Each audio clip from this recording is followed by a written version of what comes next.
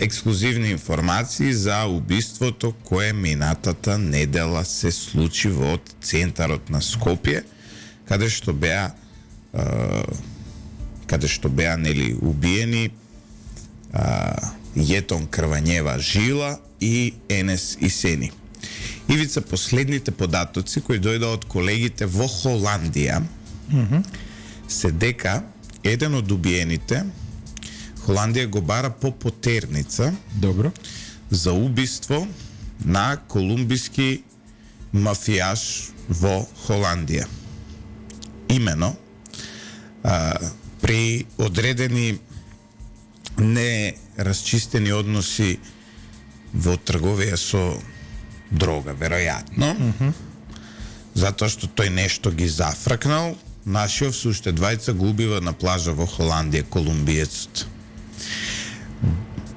По информациите кои ги имаме од истрагата, во овој момент практично истрагата оди натаму дека овие луѓе се убиени во знак на одмазда за ова убиство и нарачката доаѓа од Колумбија. Па види, светот на криминалот е глобализиран, да се разбереме. Та ти ја познаваш подобро Јужна Америка, легалниот дел, но нели како амбасадор можеш да навлезеш во оваа тематика затоа што пипците на еве сега да објасниме. Ова не е тајна што го зборам, ова се јавни податоци. Значи на јужноамериканскиот континент делуваат неколку банди од криминални од Балканот. При тоа најпозната, онаа која што беше медиумски најекспонирана, е една група на која што српските медиуми главно дадоа име Група Америка, име кое што го преземаа понатаму и во Црна Гора, Хрватска и Македонија и така натаму. Тие работат главно на јужниот конус, еве да кажеме. Значи ќе ги најдете во Бразил, Уругвај, Парагвај и Аргентина. Станува збор за луѓе од Србија, од Црна Гора, но и од Македонија.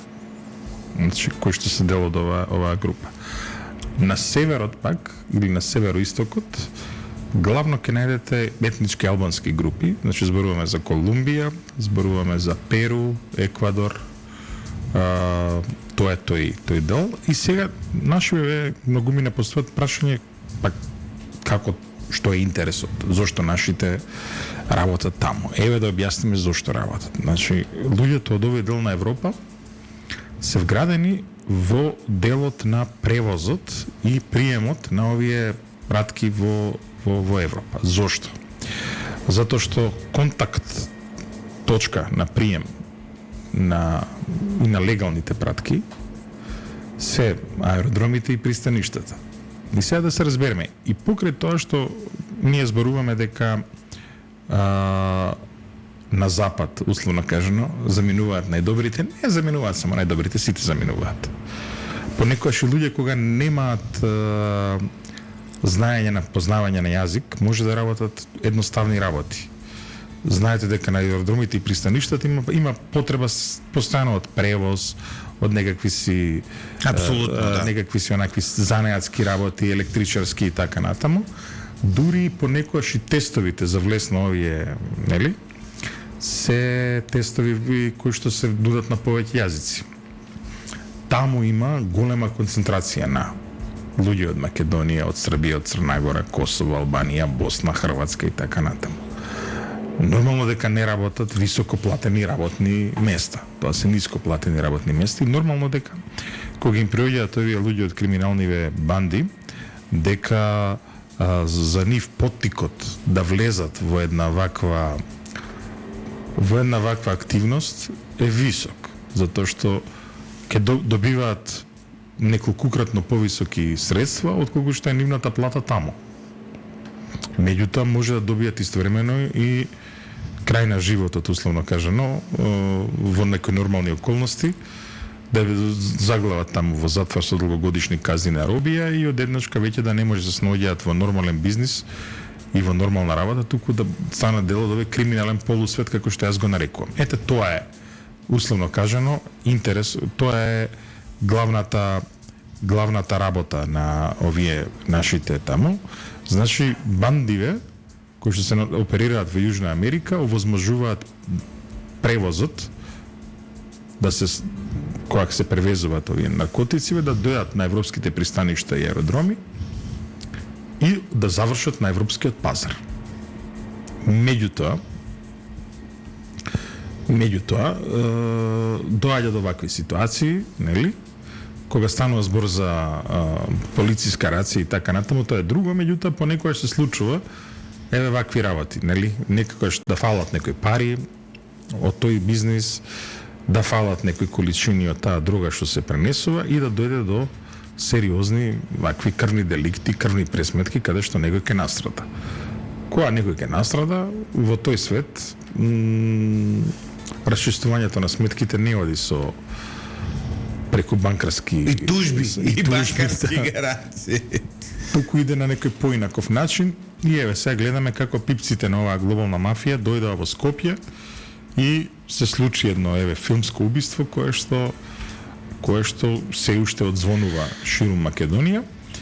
Ова информација што ти ја носиш, Лјупчо, укажува и на фактот дека значи зад ова стојат луѓе кои што имаат високо платежна моќ да платат, како што спомна ти, професионалци кои што влегле во ова и го извршиле. Да, извршителите. И ова е знак дека конечно треба да има промена на власта во Македонија и овој либерализам у наводници во делот на организираниот криминал кој што дојде во 2017 година, затоа што светот на организираниот криминал помогна Зоран Заев да дојде на власт, да се подгази, да се сведе на една рационална мерка и да престанеме да бидеме сведоци на ваков неред, како што го гледаме на улиците не само на Скопје, туку во сите главни градови на држава.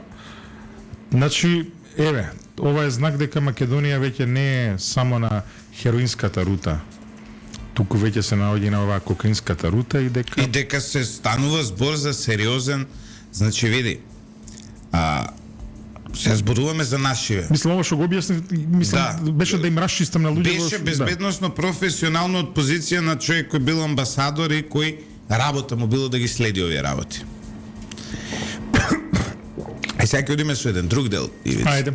А другиот дел е што јас сум шокиран што групи од Македонија, од ова мирна, достоинствена, културна земја, се capable да извршат способни и подготвени второ убиени од Тенеси Сени да извршат убиство на територија на друга држава, односно на Холандија, да бидат затворени во Холандија, во притвор и да избегаат од притвор во Холандија. А тоа нека не те чуди. Тоа нека не те чуди, знаеш, сега не е убаво вака да се зборува, ама знаеш, како ти кажам, најчесто секоја земја гледа да се грижи за своите државјани. Добро. Кога станува збор за вакви туѓи државјани, знаеш, понекогаш е и полесно друг да го бере гајлет, условно кажано. Така што не е ни ова ни прв ни последен случај, верувај ми. И во време на комунизмот, нели, ваквите групи работеа на територија на Западна Европа, па има врски и со тамошните служби за безбедност, и со тукашната удба. Ова не е нов развој на настаните, ако можем така да го кажем. И пази, светот на криминалот е глобализиран. Глобализиран е светот на криминалот, објаснив како и зошто се интересни овие нашите овако. Сега нормално се види да се разбереме, сега некој кој што работи како инженер во Циско или некој кој што работи како доктор во некоја ексклузивна болница, дека тој нема тој не влегува во ова, знаеш, оваа земја немала до сега пример на криминалци што во странство може да организираат група и да извршат вакви работи. И имало без Лјупчо, нема да мислиш уште од што бивша Југославија беше позната по овие глупости. Пик Пантери така натаму.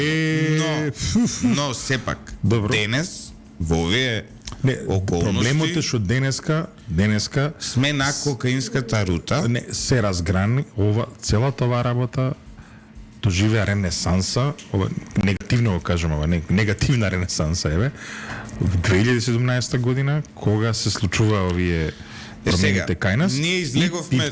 пипците одат до... Ние излеговме тука први со анализа и јас и ти, па потоа и Ѓурчевски нели беше овде. Да. Излеговме со една анализа дека станува збор за професионално извршено убиство. За разлика од нас, другите медиуми поитаат потоа пресметки, па ги кажуваа наркоклановите во Скопје и така натаму. Но овој нов момент кој холандските медиуми завчера го објавија, дека еден од добиените всушност се бара по потерница за убиство таму, отвара еден сосем нов белег на целава оваа приказна, така што не се работи види, по се изгледа за внатрешна пресметка. Ама не види, ако тој се барал со потерница, фактот што тука, како што каже, не излегуваш од Лозница, од Воденица, од Дукат, од сите овие... Тоа е сериозна што значи индиција за државата. Го гледавме... Не па човекот си седел и убиен во кафич на сред центар. Ма не само тоа, на 150 метра од владата. Не е фатен во некоја челеджилница во не знам каде. Не е само тоа, него види црвена потерница на Холандија требало и овдека да се процесира. Ако има црвена потерница, тоа значи дека нашите органи за безбедност требало, ако ништо друго, да го приведат. Затоа што Холандија, познавајќи ја Холандија, тоа кога било дадено во Европол, во Интерпол, било дадено сета пропратна документација. Апсолутно. Да, и Македонија не може него да го екстрадира, факт е тоа. Во нашиот устав пишува, ние наши државјани не екстрадираме и не треба да ги екстрадираме. Меѓутоа, со сите земји од Европската унија имаме договори за меѓународна правна помош. Што ке рече? Кога ние ќе информираме Холандија, постапивме, овој човек овде е притворен, Холандија лепо фино ќе не ги даде документите и ние ќе го судиме во нашиот судски систем, така. Види, што и за него е добро затоа што ќе биде поблиску до семејството, ако биде осуден или и така натаму, или на свој јазик, сите тие работи.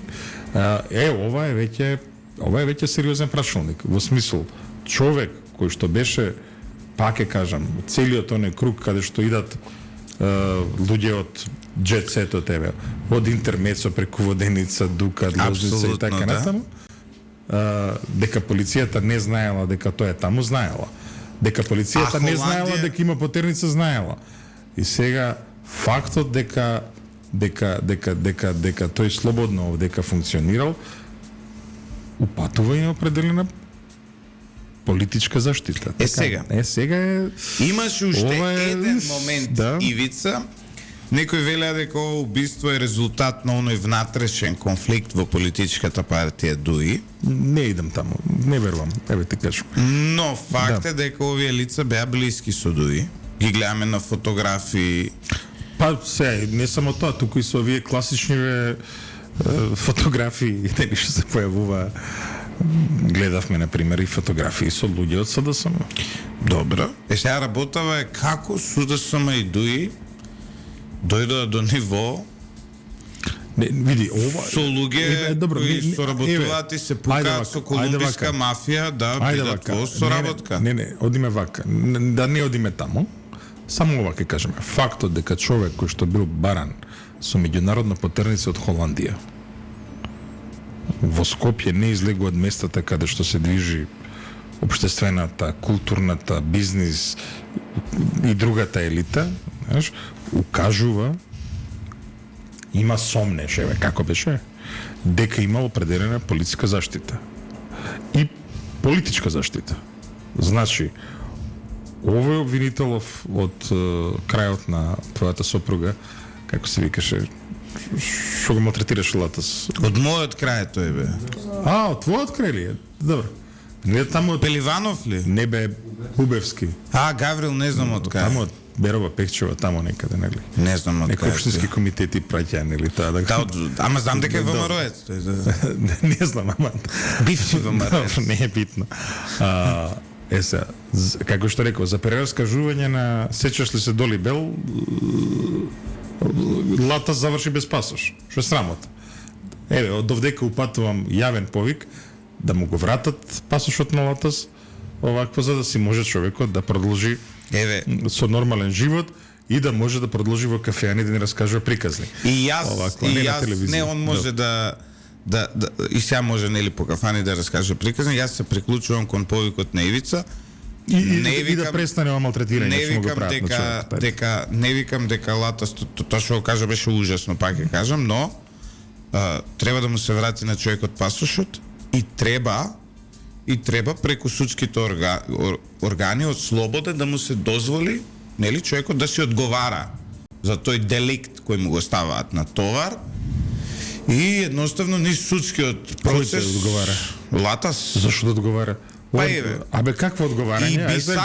И би сакал се ова да заврши на начин што вербалниот деликт нема да биде повторно легализиран во Македонија, но да заврши преку судски процес во кој што јасно ќе се каже дека вербален деликт не треба да постои. Значи, има многу луѓе кои што мене не ми се допаѓаат, но тоа што ти не ми се допаѓаат, не значи дека треба. Ама ти ме сваќаш со збора.